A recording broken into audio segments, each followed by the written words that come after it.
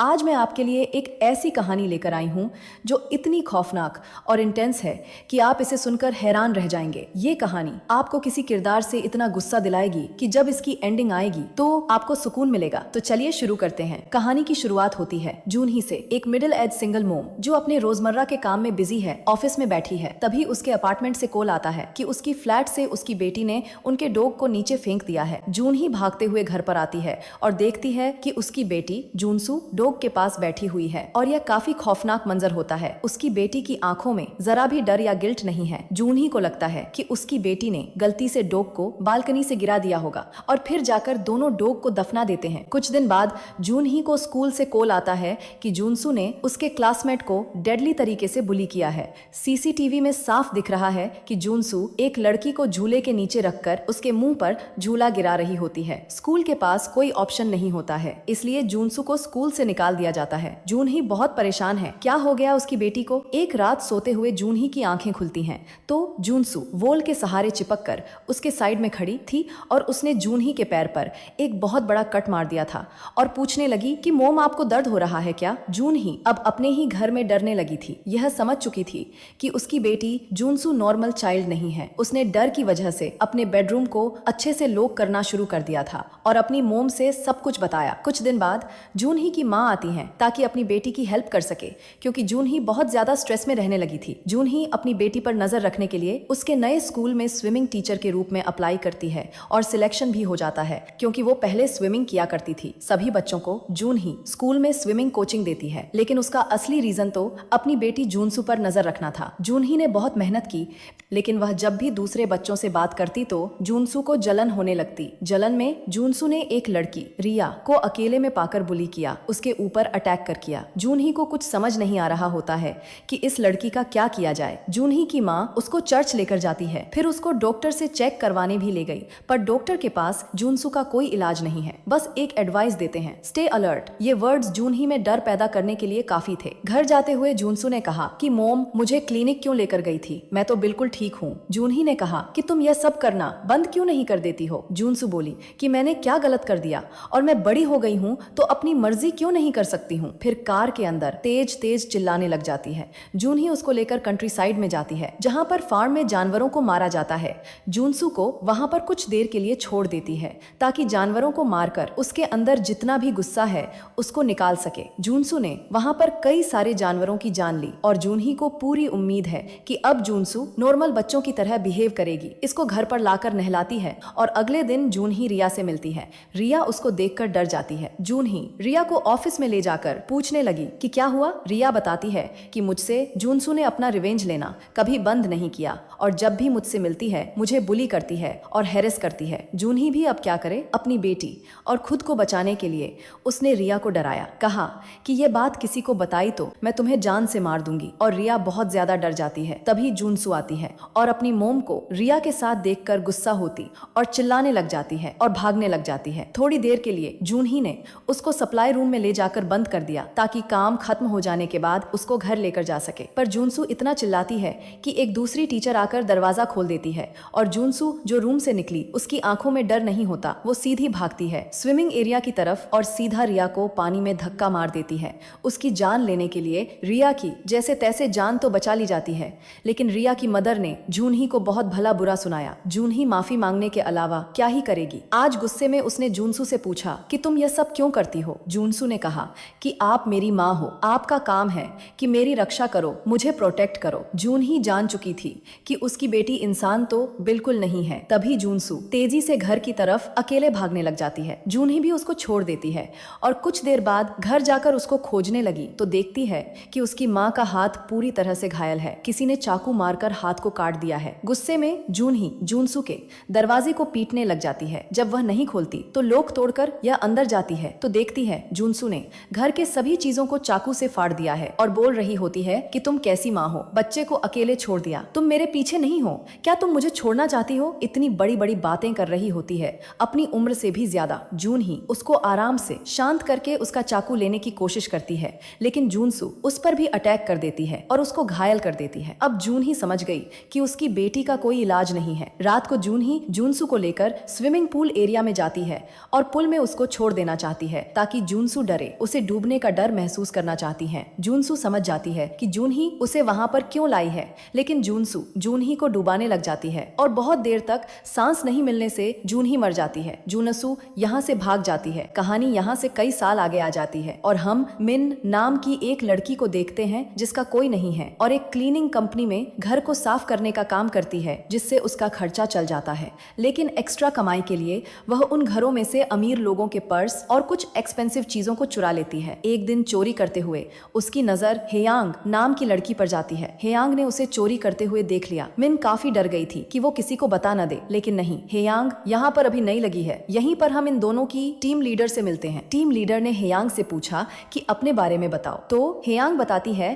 कि जब मैं छोटी थी तो मेरे घर में आग लग गई जिसमें मेरी फैमिली की मौत हो गई, बस मैं बच गई। मैं अनाथ आश्रम में पली बढ़ी हूँ। तभी सबने कहा कि हाँ, मिन की भी ऐसी ही जिंदगी रही है, वह भी अनाथ आश्रम में ही पली बढ़ी है। मिन बहुत ही मिस्टीरियस लड़की मालूम पड़ती है, न किसी से बात करती है, न ज्यादा हंसती है, न बोलती है, न रहती है, अपने से मतलब रखती है। अब मिन घर आती है तो रात को देखती है कि हेयांग उसके रूम में बैठी हुई है। टीम लीडर ने दोनों को साथ में रहने के लिए कहा है जब तक कंपनी हेयांग के लिए कोई दूसरा घर नहीं खोज लेती है। कुछ टाइम के लिए हेयांग को यहीं पर रहना पड़ेगा। मिन को हेयांग से कोई दिक्कत नहीं है, लेकिन हेयांग जो करती है उन चीजों से दिक्कत है। वह बाथरूम में बाल फैला देती है, अपने अंडरगारमेंट्स भी वहीं पर छोड़ देती है और पूरे बाथरूम में गंदगी फैलाती है। और सबसे एनोइंग चीज तो यह होती है कि हेयांग बिना पूछे मिन के कपड़े पहन लेती है। मिन कुछ नहीं कहती है। दोनों लड़कियां कुछ दिन साथ में काम करती हैं और एक रोज मिन बातों बातों में हंस के बोल देती है कि तुम अपने लिए घर खोज रही थी ना, क्या हुआ, कोई घर नहीं मिला क्या तुम्हें? ये इस उम्मीद में बोला था कि हेयांग को इस बात से थोड़ी शर्म आएगी और इस बात को समझते हुए वह अपने लिए कोई घर खोजेगी। लेकिन हेयांग ने यह सब टीम लीडर को बता दिया, खुद को विक्टिम बताया। मैं गरीब हूँ, अनाथ हूँ और मुझे घर से निकाल रही है। टीम लीडर कहती है कि मिन का ऐसा होने के पीछे एक रीजन है, उसकी बातों का बुरा मत मानो। वह छोटी थी तो उसकी मेंटली इल मदर ने उसको जान से मारने की कोशिश की, जैसे तैसे वह बच गई। मिन जब बड़ी हुई तो उसका एक बॉयफ्रेंड बना जो उसको खूब मारता पीटता था और जब प्रेग्नेंट हो गई तो उसने फोर्सफुली अबॉर्शन करवाने का फैसला किया। लेकिन मिन ने अबॉर्शन से मना कर दिया और कहा कि बच्चे को मैं पालूंगी, बच्चे का जीने का हक है। मिन का पास्ट सुनकर हेयांग को काफी बुरा लगता है। टीम लीडर बोलती है, हाँ, उससे थोड़ा प्यार से बोलना और उसकी बात का बस बुरा मत मानना। कुछ दिन बाद मिन का बर्थडे आता है। हेयांग ने टीम लीडर के साथ मिलकर उसके लिए केक बनाया। मिन को अच्छा लगता है। सबने ड्रिंक किया और नशे में हेयांग बोलती है कि टीम लीडर, आप में मुझे मेरी माँ दिखती है, आपको मैं अपनी माँ समझती हूँ, और हंस रही होती है। मिन सब जानती है कि हेयांग ऐसा क्यों कर रही है, ताकि फ्री में वो वहाँ पर रह सके, जिसके लिए टीम लीडर का दिल जीतना बहुत जरूरी है। हेयांग ने फिर मिन से कहा कि तुम चोरी करती हो ना, मैं बता दूंगी पुलिस को। मिन काफी डर जाती है। अगले दिन टीम लीडर मिन से बोलती है कि कल रात को हेयांग मेरे पास रोते हुए आई थी, कुछ बताना चाहती थी। मिन बुरी तरह से डर चुकी होती है। हेयांग के ड्रामे तो दिन ब दिन बढ़ते जा रहे हैं, इसलिए सीनियर होने के नाते वो हेयांग को जाकर डांटने लग जाती है।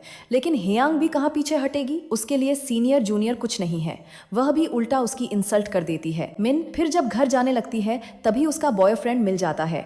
फिर से अबॉर्शन की बोलने लगा। मिन ने कहा कि मैं सिंगल मदर बनूंगी, पर बॉयफ्रेंड उसको मारने लग जाता है। मैटर काफी सीरियस हो गया होता है। तभी हेयांग आकर उसके बॉयफ्रेंड को मारने लग जाती है, लेकिन बॉयफ्रेंड हेयांग को पकड़कर पीट देता है। सही टाइम पर पेट्रोलिंग पुलिस आती है, इसलिए बॉयफ्रेंड को भागना पड़ा। इस हादसे के बाद दोनों लड़कियों के बीच में थोड़ी दोस्ती हो गई होती है और जो अनबन थी वह कम हो जाती है। और मिन ने हेयांग के लिए मन में अपनी नफरत रखी थी, उसको भी वह निकाल फेंकती है। कुछ दिन बाद घर की सफाई करते हुए मिन को हेयांग के रूम में छुपाया हुआ एक बैग मिलता है। क्यूरियस होकर वह खोलती है तो उसमें एक नोटबुक है जिस पर लड़कियों के फेस के पिक्चर बने होते हैं और एक मोबाइल है, और मोबाइल कवर के अंदर कुछ छुपा कर रखा है। वह चेक करने लग जाती है। तभी हेयांग आ गई तो मिन वहां से भागकर छत पर जाकर चेक करती है तो उसे एक फोटोग्राफ मिलती है जिसमें 3 लड़कियां बैठी हुई हैं, एक ऑर्फनेज के बाहर, और पीछे ऑर्फनेज का नाम भी दिख रहा होता है। मिन समझ गई कि हेयांग को छुपा रही है तो उसने खुद से सर्च करने के बारे में सोचा। तभी खबर आती है कि उसका बॉयफ्रेंड आईसीयू में है, किसी ने उस पे जानलेवा हमला किया है। मिन वहां भागी भागी पहुंचती है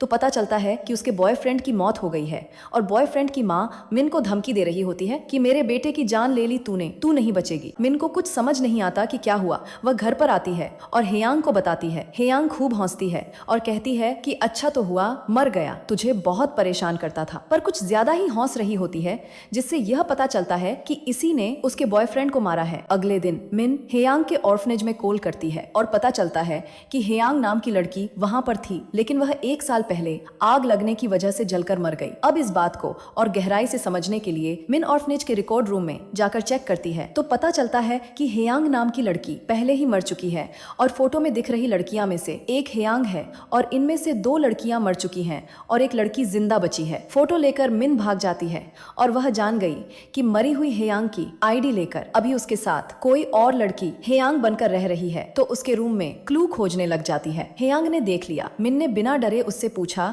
कि कौन हो तुम, बताओ मुझे, मेरे बॉयफ्रेंड को भी तुमने ही मारा है ना। हेयांग समझ गई थी कि उसकी सच्चाई सामने आ गई है। हेयांग बताती है कि हाँ, जिस दिन टीम लीडर ने मुझे बताया था कि तुम्हारा बॉयफ्रेंड तुमको मारता पीटता है, उसी दिन मैंने सोच लिया था कि मैं उसको मार दूंगी क्योंकि मैं तुम्हें पसंद करती हूँ और उसके क्लोज आने की कोशिश करती है, लेकिन मिन को ऐसा रिश्ता पसंद नहीं होता, उसको दूर करने लग जाती है। हेयांग ने उसके मुंह पर कपड़ा बांधकर उसको बेहोश कर दिया और अगली सुबह मिन की जब आंखें खुलती हैं तो बाहर आती है तो सब कुछ नॉर्मल होता है, लेकिन हेयांग टीम लीडर के ऊपर नाइफ रखकर इशारा कर रही होती है कि अगर किसी को बताया तो वह टीम लीडर को मार देगी। और अगले ही दिन हेयांग जाकर सुपरवाइजर से मिन की चोरी की कंप्लेंट कर देती है कि वो अमीर लोगों के घर से पर्स चुराती है, जिससे मिन को बहुत डांट पड़ती है। मिन ने गुस्से में हेयांग के बारे में टीम लीडर को बता दिया, पर टीम लीडर कहाँ ही मानेगी, यकीन नहीं करती और हेयांग सब कुछ ऊपर से देख रही होती है। मिन गुस्से में घर में जाती है ताकि वो हेयांग को पकड़ के उससे सच्चाई उगलवा सके,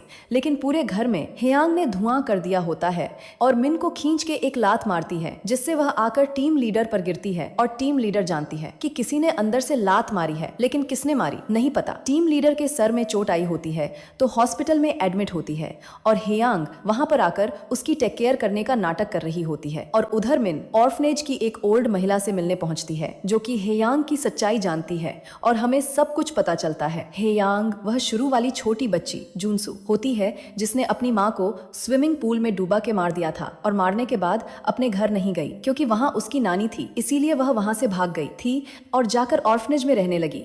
ऑर्फनेज में भी वो दादागिरी करती थी, उसने लड़कियों को बहुत परेशान किया और इसी दौरान उसकी 2 बेस्ट फ्रेंड भी बन गई। तीनों की दोस्ती बहुत गहरी थी, लेकिन जैसे जैसे टाइम बीतता गया उसकी नानी ने उसको खोजना कभी बंद नहीं किया। नानी का मानना था कि वह बेचारी अनाथ की जिंदगी जी रही होगी, क्यों ना मैं उसको अपने साथ रख लूं, क्योंकि उसके लिए तो वह छोटी सी मासूम लड़की थी। जब जुनसू को पता चला कि उसकी नानी उसको खोजते हुए ऑर्फनेज तक पहुंच गई है तो वह छुप गई और अपनी दोनों फ्रेंड से बोला कि बोल देना कि यहाँ पर नहीं है कोई जुनसू, लेकिन उसकी एक फ्रेंड ने बता दिया कि जुनसू वहीं पर छुपी है। उसके बाद जुनसू को बहुत गुस्सा आ गया, वह गद्दारी सह नहीं पाई और ऑर्फनेज से भाग गई, लेकिन वो कुछ दिन बाद वापस लौटी और पूरे ऑर्फनेज को उसने आग लगा दिया, जिसमें सब मारे गए और अपनी मरी हुई फ्रेंड हेयांग की आइडेंटिटी लेकर उसने रहना शुरू कर दिया।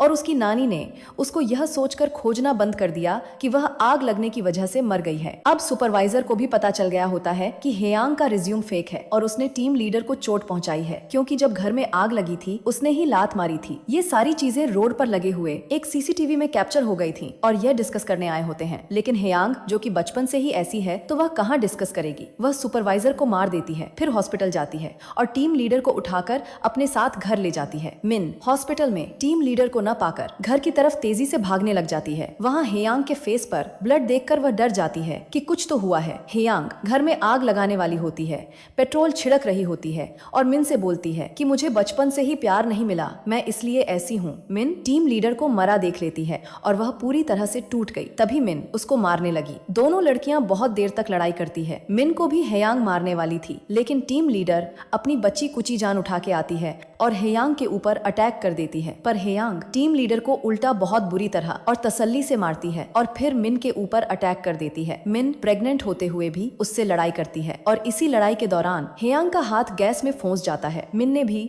इस टाइमिंग का अच्छे से फायदा उठाया और गैस को ऑन कर दिया, जिससे हेयांग की पूरी बॉडी में आग लग जाती है और बुरी तरह से जलने लग जाती है और व्यूअर्स को लगता है कि फाइनली अब यह मरने वाली है, लेकिन नहीं, पूरी तरह नहीं। वह सीधा यहाँ से भागकर एक रिवर साइड जाती है जहाँ पर खुद को पानी से साफ करती है। तभी उसकी मोम की आत्मा उसको नजर आती है, जो उसके पास आकर कहती है कि जो भी तुमने किया उसको जाने दो और मेरे साथ चलो, मतलब उसको मरने के लिए बोल रही होती है। उसको पकड़ लेती है, लेकिन यह लड़की इतनी ज्यादा जानवर होती है, पत्थर उठाती है और अपनी मदर के सर पे मारने लग जाती है और उनकी जान ले लेती है और बोलती है कि मैं ऐसे ही रह लूंगी पर मरूंगी नहीं। और यहाँ पर यह मूवी खत्म हो जाती है, जिसमें दिखाया गया है कि एक लड़की जो कि बचपन से ही पागल थी, उसको मेंटली प्रॉब्लम थी, यह सब करने में लोगों को मारना पीटना ये सब सब उसको अच्छा लगता था। अगर आपको ये कहानी पसंद आई तो वीडियो को लाइक करें, चैनल को सब्सक्राइब करें। अगली वीडियो में मिलते हैं, तब तक के लिए बाय।